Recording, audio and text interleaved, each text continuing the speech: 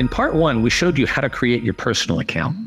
In part 2, we showed you how to create a company account and how to invite other members into that company account. And in part 3, we showed you how to determine your beneficial owners based on their percentage ownership of the reporting company. In this part 4, we're going to cover the second half of the process, showing you how to calculate your beneficial owners based on their substantial control. But first, a disclaimer. This video is not legal advice. Even though we're going to be talking about the law, it is for educational purposes only, and you should consult an attorney for advice on how to apply FinCEN's regulations to your specific situation. So here we go. Who is a beneficial owner? Well, as you know from video number 3, a person is a beneficial owner if they have 25% or more ownership over the reporting company. But a person is also a beneficial owner even if they don't own any part of the company if they have substantial control of the company. So what does it mean to have substantial control? Well, in FinCEN's regulations, they have defined substantial control to mean that an individual has it if they serve as a senior officer of the reporting company, if they have authority over the appointment or removal of any senior officer or a majority of the board of directors or a similar body, if they direct, determine, or have substantial influence over important decisions made by the reporting company, or if they have any other form of substantial control. So 4 separate categories for determining substantial control. We're going to go through each one of these in turn. First, you have substantial control if you are a senior officer. What does it mean to be a senior officer?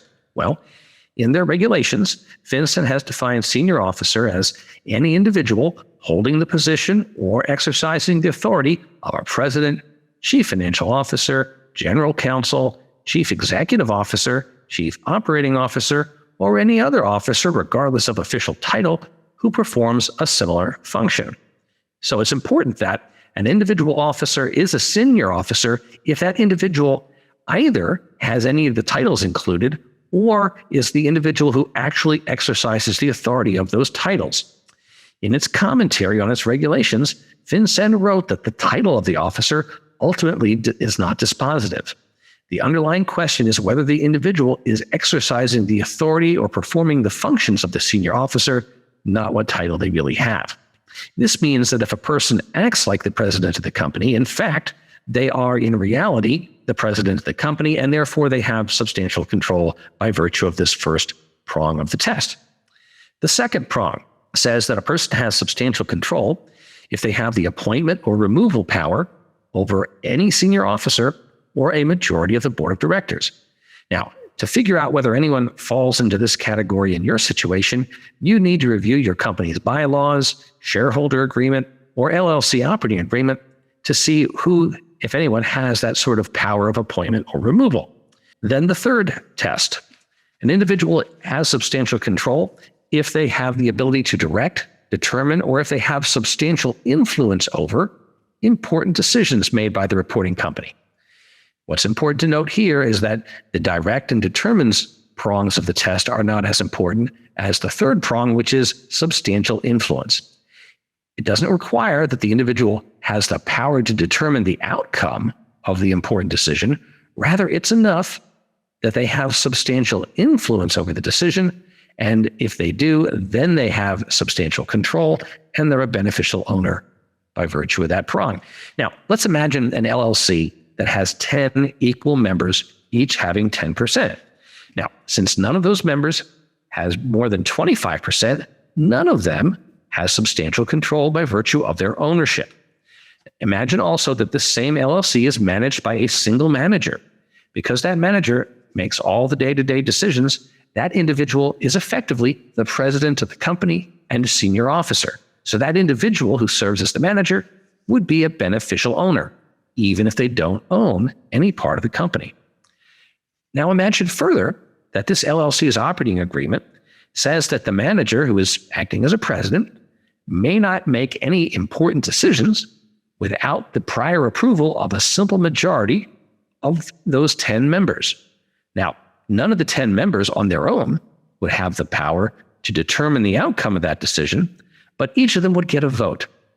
And as a consequence of having that vote, I believe that each of them would have substantial influence over the outcome. And I would encourage you to consult with your attorney if that situation applies to you. Remember, there is no legal safe harbor for excluding someone from your list of beneficial owners.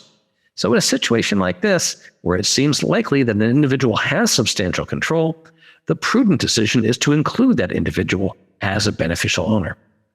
And finally, the fourth test, an individual has substantial control if they have any other form of substantial control. Obviously, that's kind of circular, but remember what the purpose of the Corporate Transparency Act is. Congress passed this law in order to find money launderers and other bad actors.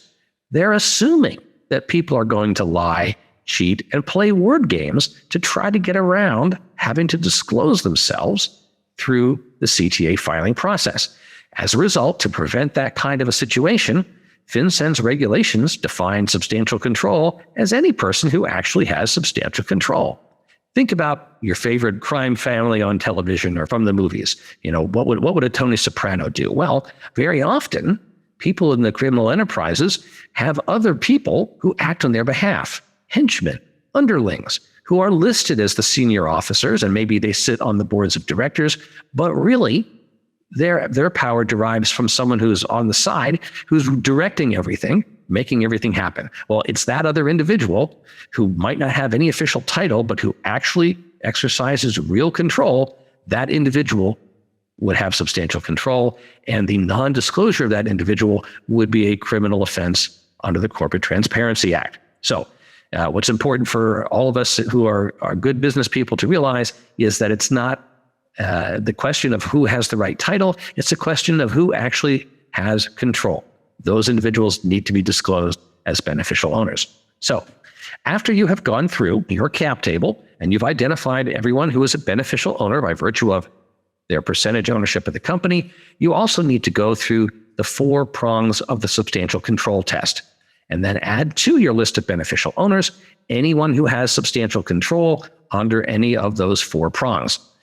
If you recall, back in part 2 of this video series, we showed you how to add people to your company account. So you should add all of your beneficial owners following that process so that they have the blue badge of being a beneficial owner. Once you're done with that and have identified all of your beneficial owners, you just need to make sure that your beneficial owners create their personal accounts and update their personal information, and then your account will be ready to file when the Corporate Transparency Act takes effect in January 1 of 2024. So stay tuned to this channel for more updates. We wish you all the best of luck with your compliance journey.